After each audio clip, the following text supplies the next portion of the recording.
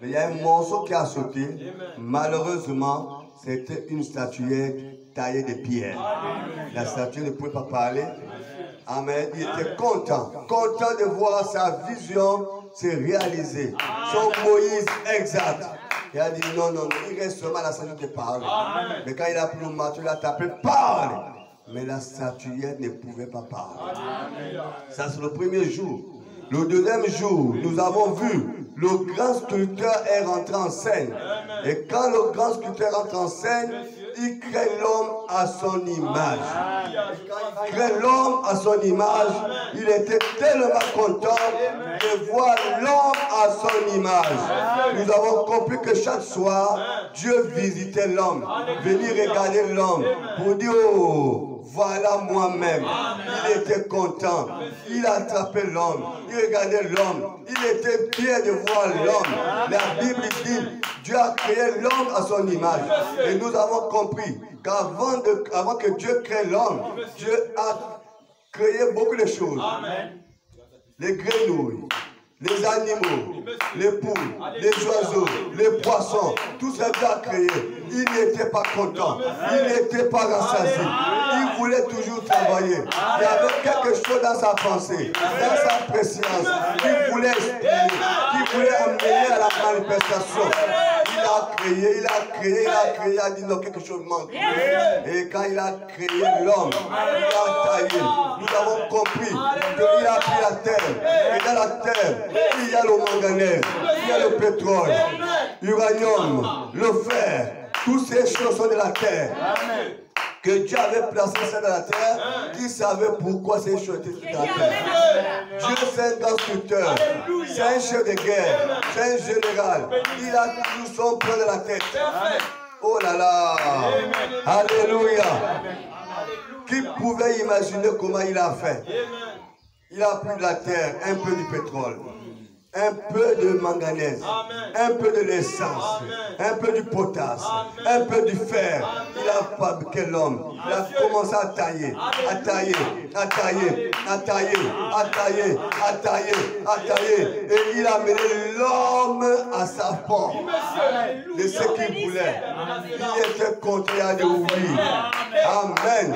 Et l'homme ne parlait pas. L'homme était une statuette qui ne parlait pas. Qu'est-ce qu'il a fait? Il fallait que l'homme parle. La Bible dit qu'il a soufflé. Il a soufflé et l'homme a commencé à parler. Alléluia.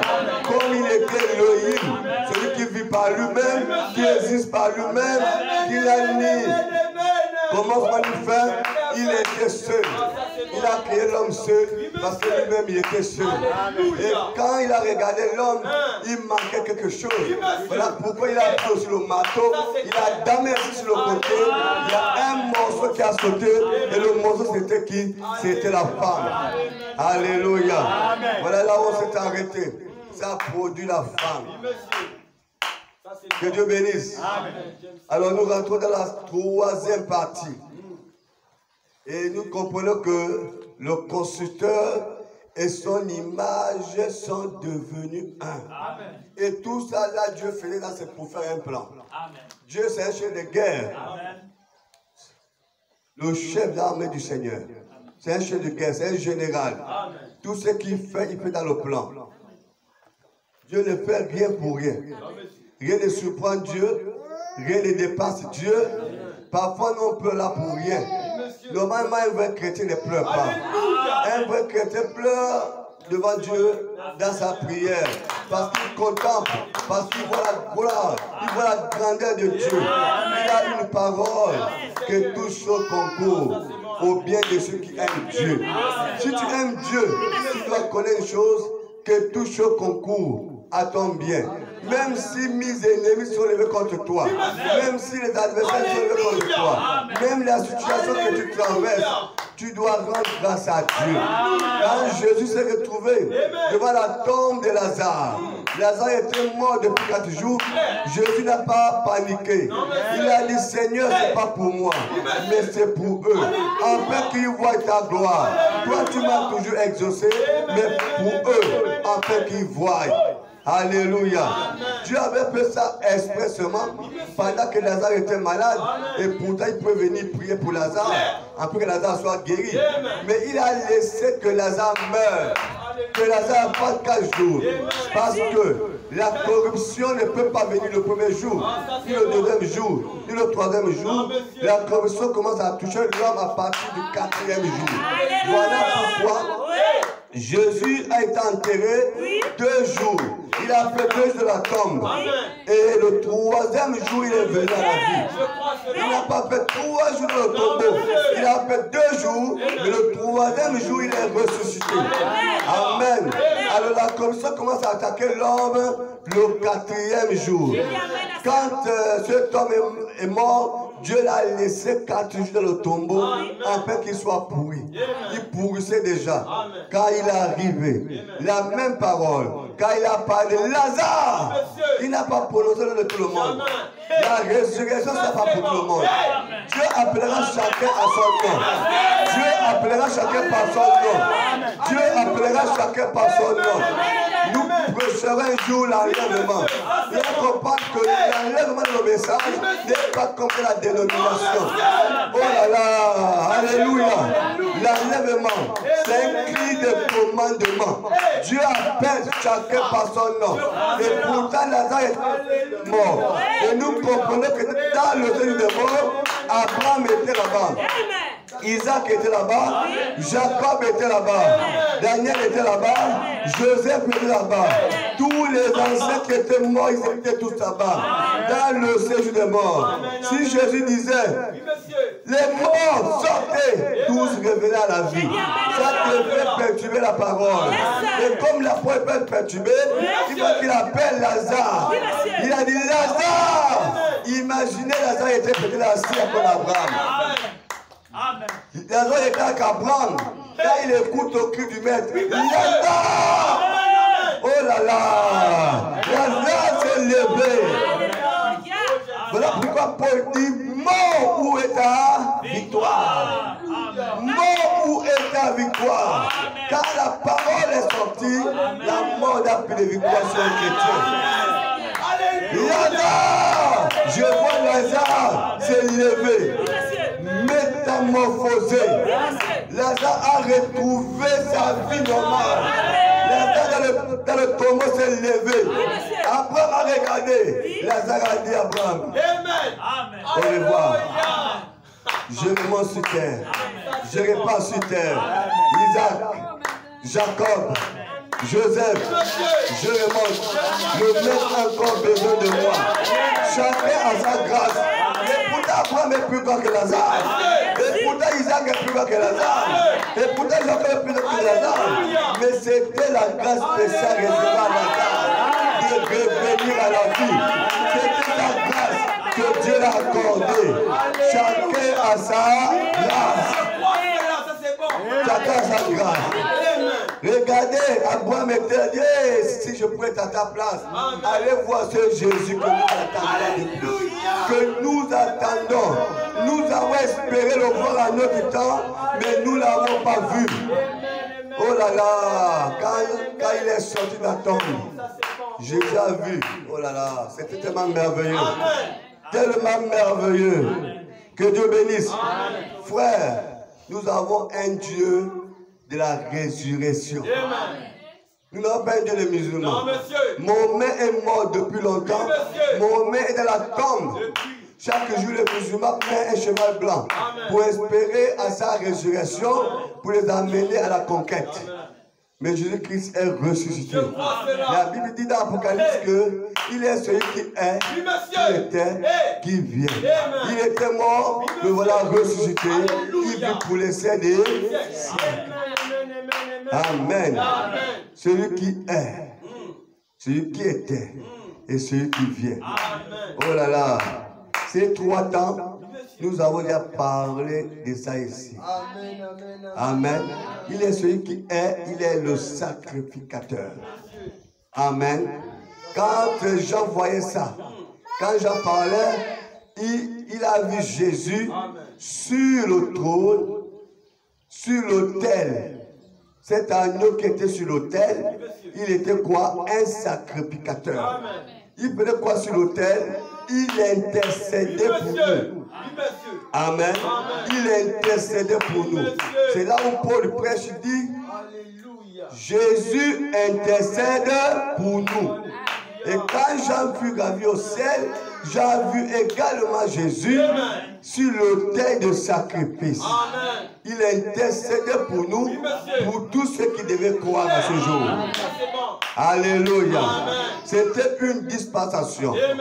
Vous savez que le dernier apôtre qui est resté, c'est Jean.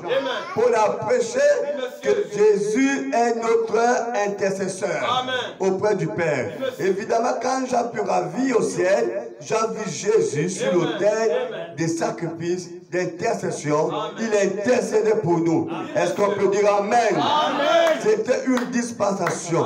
Alors quand je regarde, après tout ce qui s'est passé, on va dire, pour prendre ce livre, Amen. On dit, voici l'agneau. Il regarde, Jésus quitte l'autel d'intercession. Il n'est plus intercesseur. Amen. Cette dispensation d'intercéder a disparu. La fonction là, il n'a plus de fonction. Voilà pourquoi Jean, dans le dernier passage, il dit que celui qui s'essuie encore. Il a terminé avec cela. Donc il a quitté l'autel d'intercession. Amen. Oh là là. Mais il devient qui? Il est celui qui est, qui était et qui vient. Amen. Si nous rentrons là, c'est un grand message. Amen. C'est un grand message. Je pense qu'on avait parlé de ça. Amen. Regardez ici dans Jean chapitre 1, qu'on venait de lire ici. Alléluia. Amen. Jean chapitre 1, il dit quoi? Gloire à Jésus. Amen. Au commencement était la parole, et la parole était avec Dieu, et la parole était Dieu, elle était au commencement avec Dieu. Alors, quand nous venons ici, au verset 14, la Bible dit, et la parole a été faite chair. Et elle habitait parmi nous, plein de grâce. Alléluia. À Jean chapitre 10, la Bible dit quoi? Le Père et moi, nous sommes un. Amen. Alors, on va voir comment Dieu a conçu son plan. Et Frère Branham, il déclare ici, page 12, paragraphe 55, il dit, maintenant regardez donc ce chef-d'œuvre. Quand Satan s'est emparé, le trompeur, il a fait une brèche dans les murs et il a déparé ce chef-d'œuvre. En effet, la manière dont il s'y prit, comment il s'y prit, je veux détailler un peu plus. La manière dont il s'y prit, c'est que ce chef-d'œuvre était entouré de murs de la parole. On a vu ça la fois passée. Était entouré de murs de la parole. De la parole de Dieu. Amen. Et le chef-d'œuvre lui-même, cette famille, elle était à l'abri derrière les fortifications de cette parole. Amen. Mais le morceau qui avait été détaché, de l'original, il est allé de l'autre côté de ce mur. Amen. Ce qui a donné à Satan l'occasion de le déparer. Amen. Et maintenant, comme vous savez déjà ce que je crois là-dessus, je n'aurai pas besoin de le dire, mais ce chef-d'œuvre a été brisé. Amen. Nous avons vu ça la fois passée. Quand Dieu a créé l'homme, l'homme était un homme-parole à l'image de Dieu. Amen. Donc malgré la volonté de Satan de vouloir détruire l'homme, Satan ne pouvait pas. Amen. Parce que l'homme était la parole dans sa totalité. Amen. Comprenez une chose que quelque chose que le diable redoute, c'est la parole. Alléluia. Le diable redoute la parole. Voilà pourquoi Satan dans les âges passés, il a regardé comment affaiblir l'église. Parce que Jésus avait dit le séjour des morts ne pourront point contre mon église. Satan, c'est ça. Mais il a regardé, mais comment amener l'église à être faible? Comment amener l'église à être faible? Quand Satan a regardé, voilà pourquoi l'apôtre Paul voyait ça venir. Il a dit ceci. Dans ce dernier temps, le diable introduira dans l'église les doctrines des démons doucement sans que les gens le sachent. Il introduira dans l'église doucement les doctrines des démons sans que les gens le sachent. Vous voyez, quand le péché rentre au milieu de vous, quand un faux message, des mauvais enseignements rentrent au milieu de vous, Dieu se retire. Souvenez-vous d'une chose. Quand Josué est parti au combat, la promesse a été donnée que personne ne mourra. Malgré le gabarit de Philistins ou bien de Cananéens, personne ne mourra. Ils ont pris le combat de la victoire, ils combattaient la victoire, mais quelque chose va arriver. En un seul jour, il va y avoir 16 morts. Josué va arrêter le combat. Il va dire qu'il y a un problème qui ne va pas. Dieu nous a promis que personne ne mourra. Comment on peut mourir? Le vrai chrétien doit avancer avec les promesses de Dieu. Vous devez veiller aux promesses de Dieu. Quand Dieu est veillé, ce n'est pas prier du matin jusqu'au soir. Ce n'est pas faire de veiller de la nuit. C'est veiller sur la parole. On parle d'église de réveil. L'église de réveil, c'est l'église qui veille sur les promesses de la parole. Ce n'est pas l'église qui fait le jeûne et le prière du matin au soir, qui dorme toute la nuit à l'église, qui crie. C'est pas son réveil. C'est pas aller au stade avant crier, oh, c'est pas son réveil. Vous partez au stade, criez, oh, les femmes sont habillées aux vêtements décolletés. Les femmes sont mal habillées, avec les cheveux coupés. Les femmes sont laissées de prêcher la parole. Les hommes sont en pagne ou en robe. C'est quoi ces réveils-là? Ce n'est pas un réveil. C'est les hommes qui font leur bruit. Quand Moïse était sur la montagne, quand Josué a raconté Moïse là-bas, Josué a dit qu'il y a le bruit là-bas. Moïse a dit que ce n'est pas le bruit. Ils sont en train d'adorer un veau d'or. C'est le veau d'or. Est-ce qu'on sait aujourd'hui que tous ces évêques, tous ces prêtres des églises de réveil, ils ont une manière de bouffer, d'escoquer. Vous savez, le prophète dit, Dieu exauce sa prière comment? Comment Dieu exauce sa prière? C'est d'abord l'intention. Amen. L'intention qui amène Dieu exaucer. Les prières que vous voyez les gens peuvent faire au stade là, parfois c'est d'abord les vrais mendiants. Amen. Que Dieu me pardonne. Amen. Les gens parcourent dans les bureaux administratifs pour demander l'argent, demander l'argent pour faire l'étude de prière comme ça. Tout simplement pour avoir de l'argent. Les gens, si les gens pouvaient imaginer combien ces pasteurs font, ils peuvent voir les grands hommes de ce pays. Demander que Dieu m'a dit que tu as un cancer. Dieu m'a dit que tu seras élevé. Dieu m'a dit que tu seras comme ça. Mais pour faire, il faut faire un hôtel. Il faut bâtir un hôtel. On va prendre un bœuf, on va tuer un bœuf. Avec une offrande au moins de 10 millions. Combien c'est possible? Quand ce homme m'a dit ça hier, j'ai crié. Mais ce n'est pas la première fois. C'est ce que beaucoup de ces gens que vous regardez là, c'est ce qu'ils font. Ils viennent avec les prophéties qui font peur aux grands hommes. Oh, Dieu a dit, et l'homme tremble, il faut bâtir l'hôtel.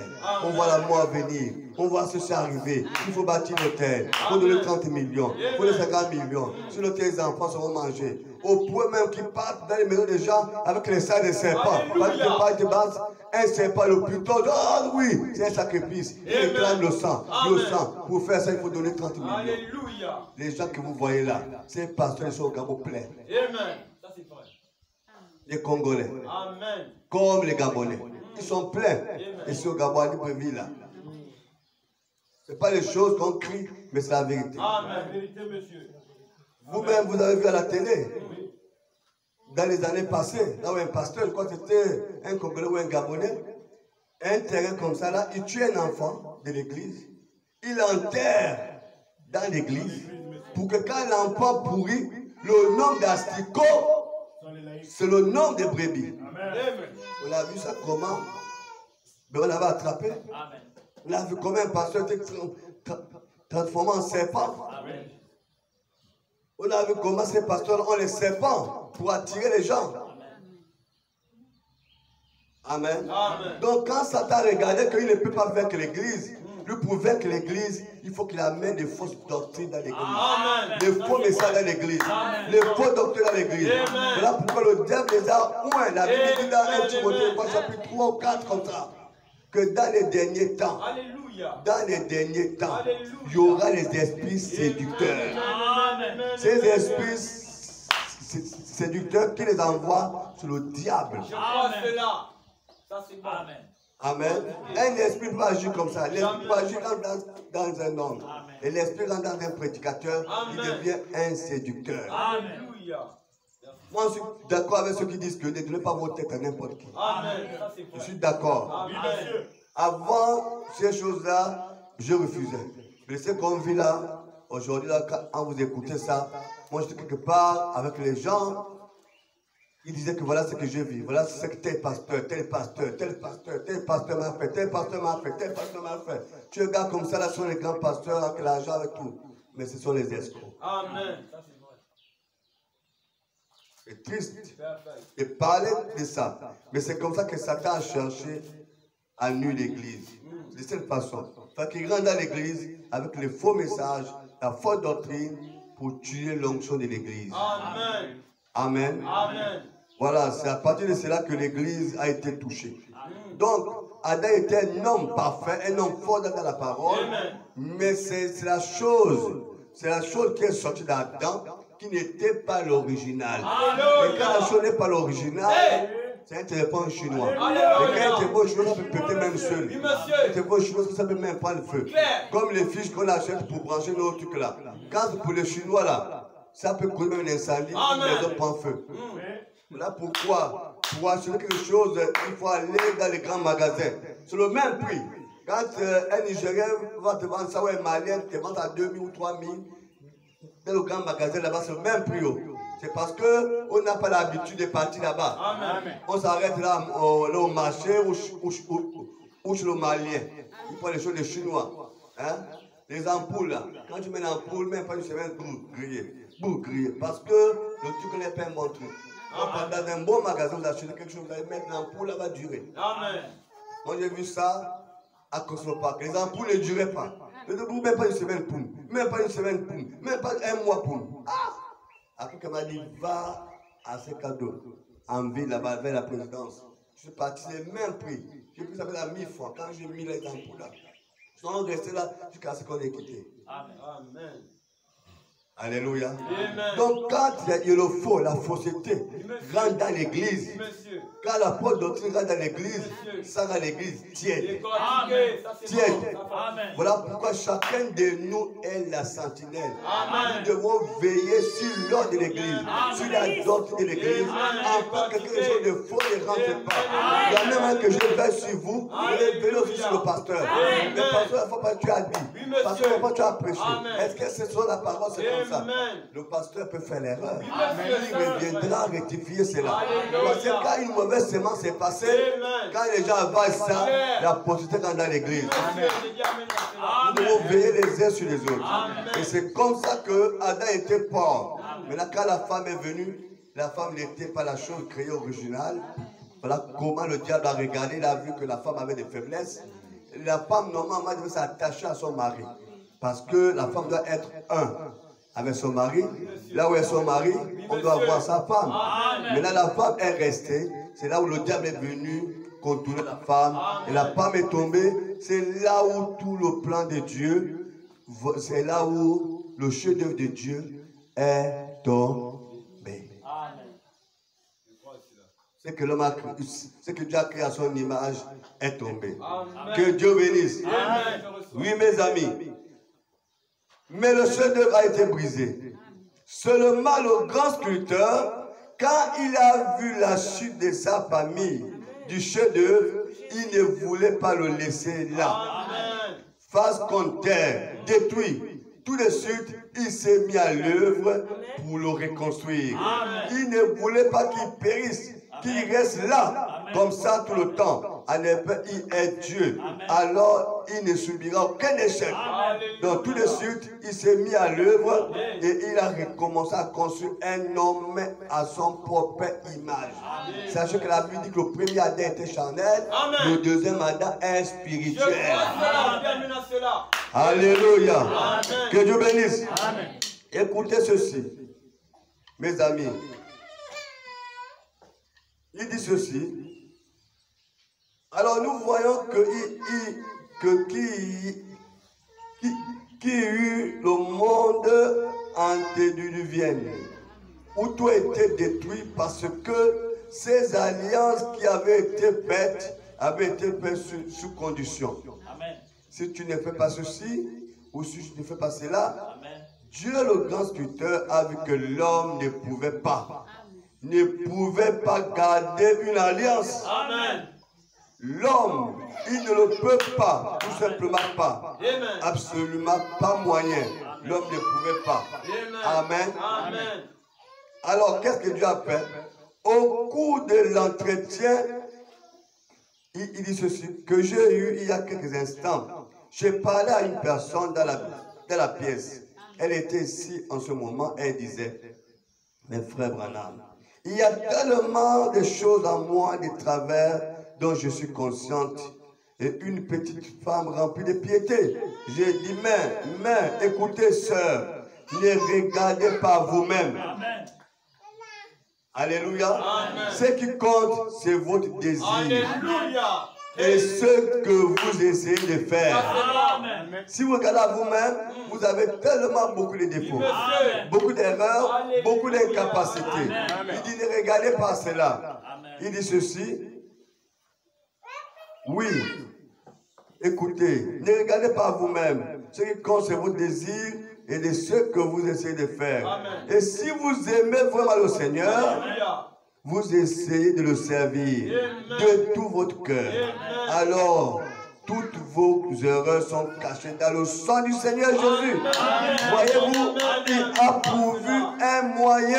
Amen. Parce qu'il a compris que le sang de bouc et de taureau ne pouvait pas mener l'homme à la perfection. Amen.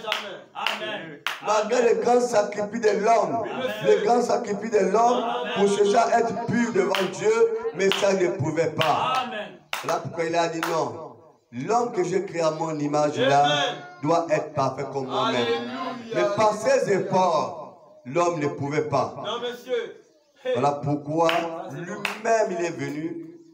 Il a dit si vous croyez à moi, vous êtes sauvés. Amen. Alors donc il a commencé là à dégager l'homme des alliances qu'il avait faites avec lui. Amen. Il disait, si tu fais ceci, je te ferai cela.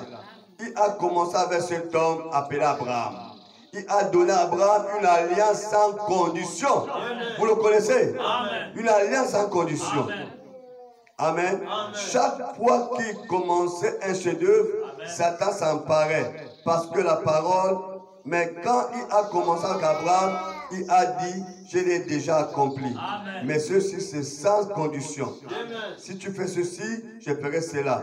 Mais je l'ai déjà accompli. Amen. Maintenant, le sculpteur est bien décidé d'avoir son chef-d'œuvre. Avec Abraham, il a seulement dit, si tu crois. Parce que si les conditions sont posées, l'homme a du mal à obéir, à honorer. L'homme faillira toujours. Amen. Maintenant, tout passe par la foi. Amen. Vous avez même pour devenir enfant de Dieu, mais à tous ceux qui l'ont reçu, amen, à tous ceux qui ont cru en son nom, il leur donne le pouvoir de devenir enfants de Dieu. Amen. Lesquels sont nés ni par la volonté de l'homme, ni le sang, mais par sa propre volonté. Amen. Si on disait que c'est par l'obéissance de la parole, amen, personne ne pouvait être fils ou fille de Dieu. Amen. Si on disait que parce qu'on ne tue pas, on ne vole pas, on ne ment pas, on ne critique pas, ces choses-là n'amènent pas l'homme à la perfection. Amen. Ne donnent pas la vie éternelle à l'homme. C'est en croyant simplement en Jésus-Christ qu'on reçoit la vie éternelle.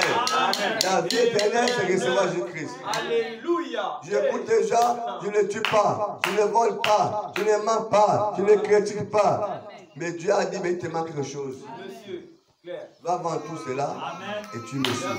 Les gens ont toujours abandonné là.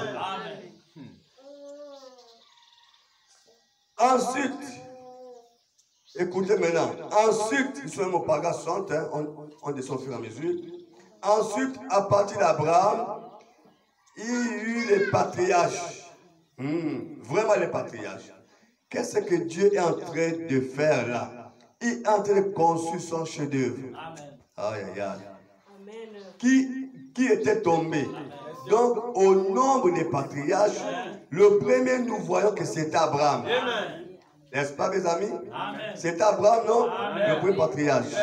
Maintenant, regardez bien. Un chef-d'œuvre est toujours placé sur un fondement. Amen. Quand tu fabriques un chef-d'œuvre, nous avons vu la fois passée, quand Dieu a, après créé l'homme, fabriqué l'homme, Dieu a placé l'homme où? Dans le jardin d'Éden. Et toute la créature de Dieu était en train d'admirer l'homme.